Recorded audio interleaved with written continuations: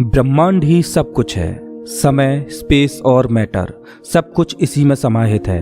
हमारी पृथ्वी इस ब्रह्मांड में चट्टान का घूमता हुआ एक कण भर है, जो हमारी मिल्की वे गैलेक्सी में मौजूद 200 अरब तारों में से एक का चक्कर काट रही है। ये विशाल संरचना 90 अरब प्रकाश वर्ष की दूरी में फैले आकाश गंगाओं के सागर में सिर्फ एक बूंद के समान है।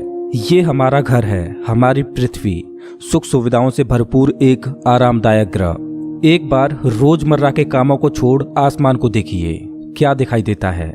आसमान में फैली एक विशाल काली चादर में टिमटिमाते हुए तारे कितने खूबसूरत लग रहे हैं। रात में हम जिन तारों को देख पाते हैं वो सब हमारी मिल्की वे गैलेक्सी के एक छोटे से पैच के तारे हैं। हमारी गैलेक्सी में हम यहाँ रहते हैं और रात के समय में हमें सिर्फ इस छोटी सी जगह के तारे दिखाई देते हैं। कितनी विशाल है हमारी गैलेक्सी, लेकिन क्या ब्रह्मांड के सापेक्ष में हमारी गैलेक्सी का कोई अस्तित्व है?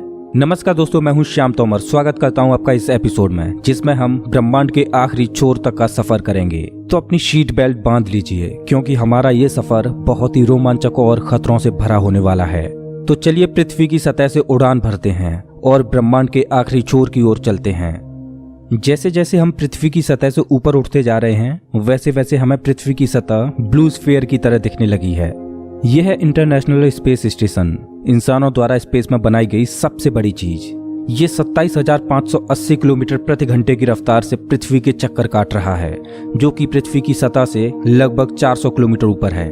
और ये 24 घंटे में लगभग 16 बार पृथ्वी के चारों ओर घूम जाता है। जैसे ही हम इंटरनेशनल स्पेस स्टेशन से और ऊपर जाते हैं, तो हमें इंसानों द्वारा बनाई गई कुछ और चीजें दिखाई देती हैं। सैटेलाइट्स। अंतरिक्ष में इंसानों द्वारा भेजी गई हजारों सैटेलाइट्स पृथ्वी का चक्कर काट रही हैं। सैटेलाइट्स का अंतरिक्ष में एक जाल सा बिछा हुआ है। चलिए और ऊपर चलते हैं।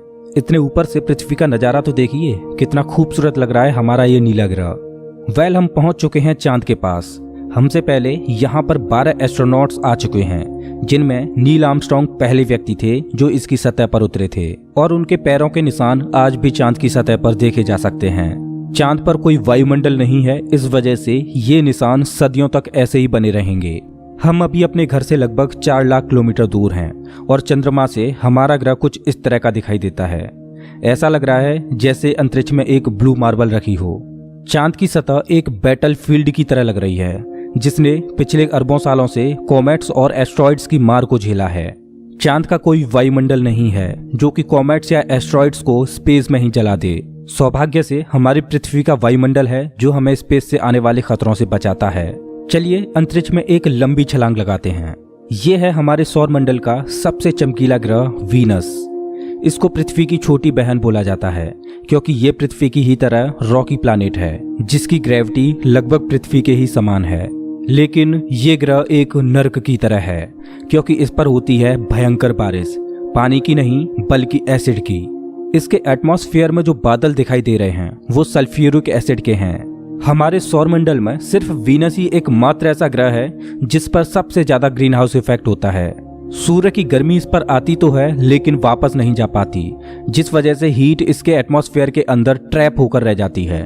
यही कारण है कि शुक्र ग्रह हमारे सौरमंडल का सबसे गर्म ग्रह है, जिसका तापमान 465 डिग्री सेल्सियस है।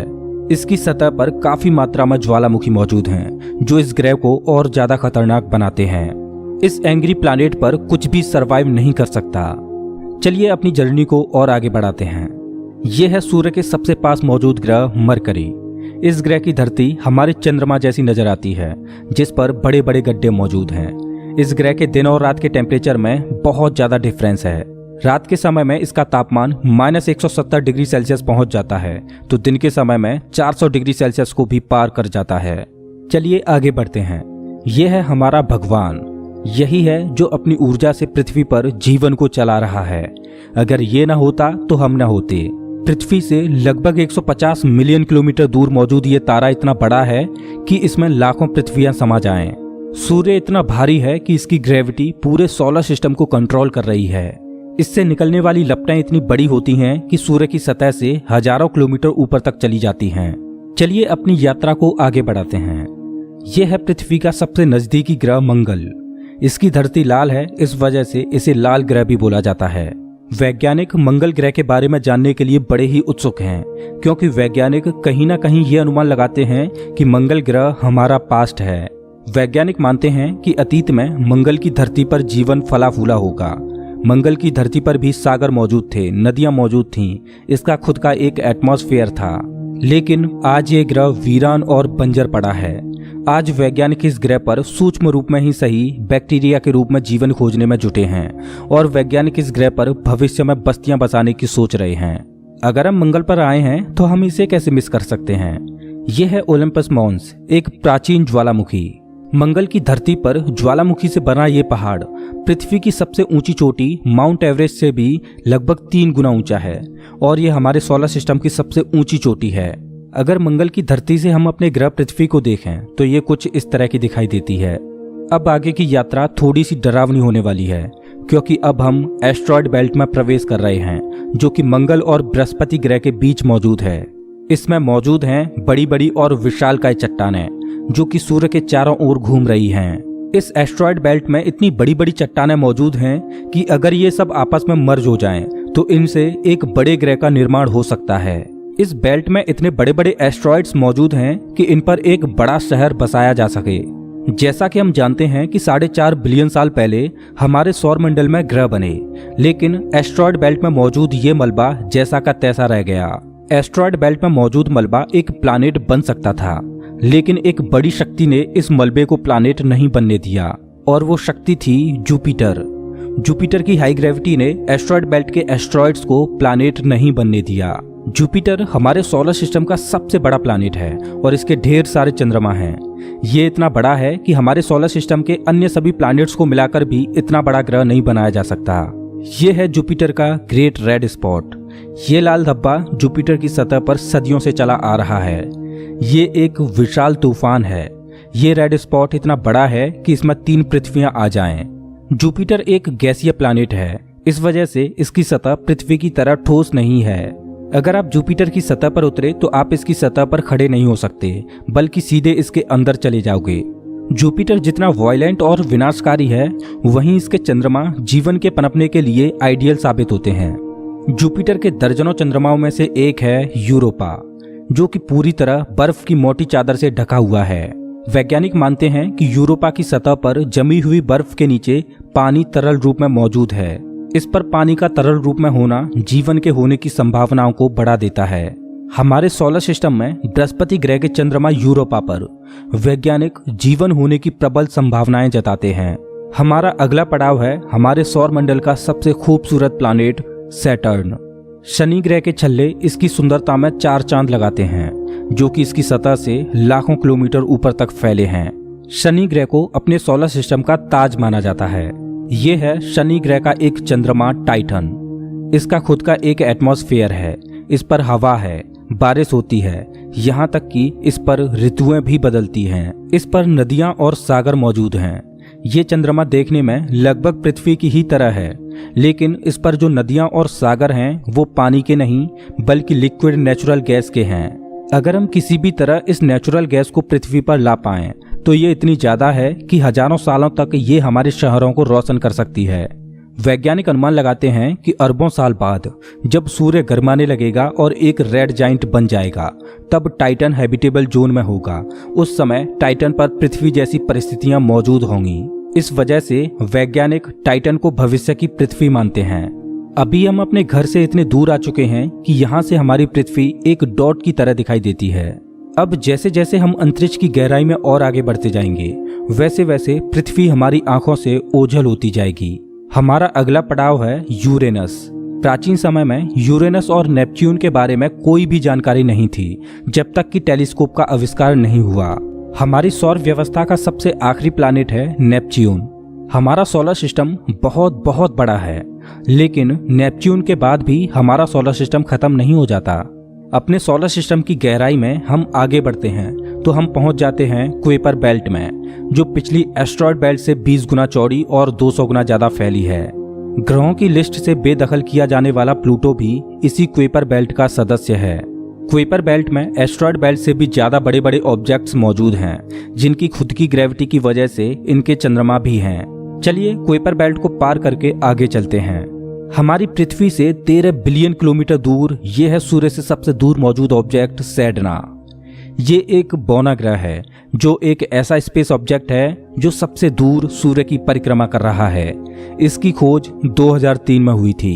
ये सूर्य की एक परिक्रमा 10,000 सालों में पूरी कर पाता है।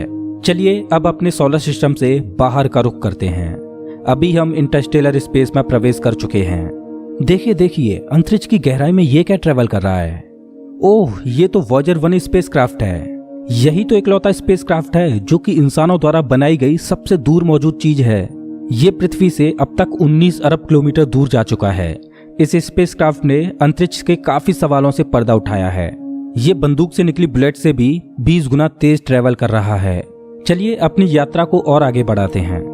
अभी हम अपने सोलर सिस्टम की हदों से इतने दूर आ चुके हैं कि यहाँ से हमारा सूर्य एक आम तारे की तरह दिखाई दे रहा है, लेकिन इतनी दूर से भी इसकी ग्रेविटी को महसूस किया जा सकता है, क्योंकि अरबों की संख्या में यहाँ पर कॉमेट्स को देखा जा सकता है जो सूर्य की ग्रेविटी से बंधे हुए हैं। इन कॉमेट्स में इतना ज्यादा पानी है कि अगर ये सब इकट्ठे हो जाएं, तो ये पृथ्वी से भी ज्यादा बड़े और गहरे सागरों को भर दें। वैज्ञानिक मानते हैं कि पृथ्वी पर ज्यादातर पानी कॉमेट्स के द्वारा ही आया है। पेंसपर्मिया थ्योरी के अनुसार पृथ्वी पर जीवन कॉमेट्स के द्वारा ही धरती पर आया। अंतरिक्ष में तैर रही इन छोटी छोटी बर्फीली चट्टानों में जीवन सूक्ष्म रूप में बैक्टीरिया की फॉर्म में मौजूद हो सकता है। कॉमेट्स का एक विशाल बादल हमारे सौर मंडल को घेरे हुए है, जिसे ऑर्ट क्लाउड बोला जाता है। ऐसा माना जाता है कि ये ऑर्ट क्लाउड हमारे सौर मंडल की ग्रेविटी की आखिरी सीमाओं पर है। इसके बाद सूरज की ग्रेविटी कमजोर पड़ने लगती है, जिस वजह से इसके बाद सूरज का खिंचाव बहुत कम रह जाता है। अब यहाँ से आगे की यात्रा एक अननोन और रहस्यमयी स्पेस में होगी, जहाँ घुप अंधेरा है। यहाँ इतना अंधेरा है कि हम अपनी आंखों से भी कुछ भी नहीं देख पाएंगे। यहाँ देखने के लिए हमें इंफ्रारेड विजन की जरूरत पड़ेगी। हम अपनी पृथ्वी से बहुत बहुत बहुत दूर आ चुके हैं, लेकिन ब्रह्मांड के सापेक्ष में ये हमारा एक मामूली सा स्टेप है। यहाँ से हमें चारों ओर अरबों तारे दिखाई दे रहे हैं, लेकिन अभी हम सबसे नजदीकी तारामंडल की ओर बढ़ रहे हैं। ये है हमारा पड़ोसी सोलर सिस्टम।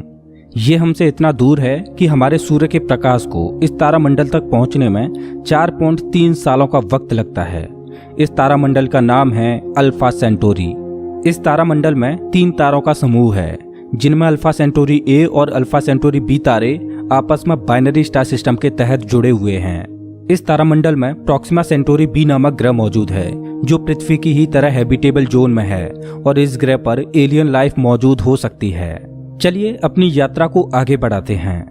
पृथ्वी से हम 10 प्रकाश वर्ष दूर आ चुके हैं और हमारे सामने ये एक बेबी स्टार है, जिसने अभी अपना जीवन शुरू ही किया है और इस तारामंडल में अभी ग्रहों का जन्म होना बाकी है।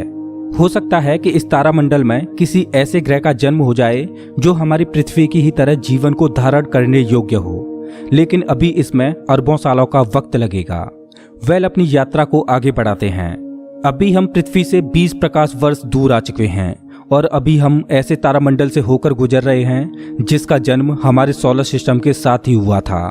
इस तारे का नाम है ग्लीस 581 और इसकी सबसे बड़ी खास बात यह है कि इस तारे का चक्कर लगा रहा है एक ऐसा ग्रह जो हमारी पृथ्वी से बिल्कुल मेल खाता है और इस ग्रह पर एलियन सिविलाइजेशन होने की प्रबल संभावना है। वैसे तो हमारी मिल्की वे गैलेक्सी में अरबों तारे हैं, जिनकी यात्रा करना तो दूर, उनको पूरे जीवन काल में गिनना भी संभव नहीं है। तो चलिए अपनी यात्रा को आगे बढ़ाते हुए मिल्की वे गैलेक्सी से बाहर निकलते हैं। ये है हमारी मिल्की वे गैलेक्सी, जो अरबों तारों का घर है, जिनमें से हमारा सूर्य भी एक है। ये गैलेक्सी इतनी विशाल है कि अगर इसके एक छोर से प्रकाश ट्रेवल करे तो लाइट को भी इसके एक छोर से दूसरे छोर तक पहुंचने में 1,05,700 सालों का समय लगेगा। लेकिन ब्रह्मांड में मौजूद बड़ी बड़ी विशालकाय गैलेक्सियों के सामने हमारी गैलेक्सी कुछ भी नहीं। यूनिवर्स में मिल्की वे से भी कई गुना बड़ी गैलेक्सियां मौजूद हैं। तो चलिए अपने सोलर सिस्टम और अपनी गैलेक्सी को पीछे छोड़ते हुए इंटर गैलेक्टिक स्पेस में प्रवेश करते हैं। इंटर गैलेक्टिक स्पेस में प्रवेश करके हमें दूर दूर तक अरबों गैलेक्सियां दिखाई दे रही हैं, लेकिन ये सभी गैलेक्सियां झुंड में हैं और ये है हमारी गैलेक्सियों का झुंड, जिसमें हमारी गैलेक्सी मिल्की वे और अन्य पड़ोसी गैलेक्सियां मौजूद हैं। गैलेक्सियों के इस छोटे से झुंड को लोकल ग्रुप बोला जाता है। गैलेक्सियों का ये लोकल ग्रुप 10 मिलियन प्रकाश वर्ष में फैला हुआ है। जैसे जैसे हम अपनी यात्रा को आगे बढ़ाते जा रहे हैं वैसे वैसे हमें अन्य गैलेक्सियों के झुंड दिखाई देते जा रहे हैं और उनमें भी हमारे लोकल ग्रुप की तरह गैलेक्सियां मौजूद हैं। गैलेक्सियों के कई लोकल ग्रुप्स को मिलाकर एक सुपर क्लस्टर बनता है। अभी हमारे सामने जो मौजूद है वो है वर्गो सुपर क्लस्टर। इसी वर्गो सुपर क्लस्टर में हमारी गैलेक्सियों का लोकल ग्रुप भी शामिल है और हमारी गैलेक्सियों का लोकल ग्रुप इस छोटे से पैच में है। अभी हम अपने घर से इतने दूर आ चुके हैं कि यहाँ से हम अपने सूर्य को तो छोड़ो, यहाँ तक कि अपनी गैलेक्सी को भी छोड़ो, हमारी गैलेक्सियों का लोकल ग्रुप ही एक छोटे से पैच के समान दिखाई दे रहा है। कितना विशाल है ना वर्गो सुपर क्लस्टर। इस वर्गो सुपर क्लस्टर में 100 से ज्यादा गैलेक्सियों के लोकल ग्रुप शामिल हैं और ये 110 मिलियन प्रकाश वर्ष में फैला हुआ है। चलिए अपनी यात्रा को और आगे बढ़ाते हैं। अरे ये क्या, जैसे जैसे हम आगे बढ़ते जा रहे हैं वैसे वैसे हमें वर्गो सुपर क्लस्टर जैसे अनगिनत सुपर क्लस्टर्स दिखाई दे रहे हैं। इस सुपर क्लस्टर्स के समूह को नाम दिया गया है लेनिया सुपर क्लस्टर और हमारा वर्गो सुपर क्लस्टर यहाँ पर है एक छोटे से पैच के समान, जिसमें हमारी गैलेक्सियों का लोकल ग्रुप एक डॉट की तरह भी दिखाई नहीं दे रहा। ये लेनिया सुपर क्लस्टर 520 मिलियन प्रकाश वर्ष में फैला हुआ है, जिसमें लाखों वर्गो सुपर क्लस्टर्स जैसे सुपर क्लस्टर्स मौजूद हैं। चलिए अपनी यात्रा को और आगे बढ़ाते हैं।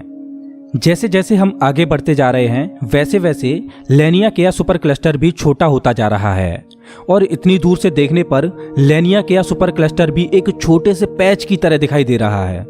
ओह माय गॉड, मेरा तो दिमाग ही घूम गया। खैर अपनी यात्रा को और आगे बढ़ाते हैं। यह है हमारा ऑब्जर्वेबल यूनिवर्स, जिसमें हमारा लेनिया सुपर क्लस्टर एक छोटे से डॉट की तरह मौजूद है। लेकिन क्या यहीं हमारी यात्रा खत्म हो जाती है? क्या इतना ही बड़ा है ब्रह्मांड? वेल, जैसा कि मैंने अभी बोला, ये है ऑब्जर्वेबल यूनिवर्स यानी ज्ञात ब्रह्मांड। ब्रह्मांड के बारे में हम जो भी जानते हैं वो केवल यहीं तक जानते हैं। हो सकता है कि ब्रह्मांड का विस्तार आगे भी हो जो अनंत तक चलता जा रहा हो, लेकिन वहां से हम तक कोई प्रकाश ही नहीं पहुंच पा रहा हो जिससे हमें ऑब्जर्वेबल यूनिवर्स के बाहर का भी पता चल सके। वैज्ञानिक ये भी अनुमान लगाते हैं कि हो सकता है कि हमारे यूनिवर्स जैसे असंख्य यूनिवर्स और मौजूद हो सकते हैं जिनमें हमारा ये ब्रह्मांड एक विशाल सागर में एक छोटी सी बूंद के समान हो। खैर, मल्टीवर्स यानी एक से ज्यादा ब्रह्मांडों का अस्तित्व है कि नहीं ये कोई नहीं जानता और ना ही हमारे पास मल्टीवर्स यानी महाब्रह्मांड के कोई सबूत हैं। लेकिन ये तो तय है कि ऑब्जर्वेबल यूनिवर्स ही ब्रह्मांड का अंत नहीं हो सकता। इसके बाहर भी कुछ न कुछ मौजूद है जिसका हमें कोई भी ज्ञान नहीं। लेकिन वो क्या हो सकता है? हो सकता है कि हमारा ऑब्जर्वेबल यूनिवर्स भी महाब्रह्मांड में एक छोटे से पैच के समान हो। वेल दोस्तों, आपकी ब्रह्मांड के आखिरी छोर तक की यात्रा कैसी रही प्लीज कमेंट बॉक्स में जरूर बताएं। अगर आपको ये वीडियो पसंद आया हो तो इसे लाइक करें और ऐसे ही मजेदार वीडियोज के लिए चैनल को सब्सक्राइब करें, साथ ही बेल आइकॉन दबाएं।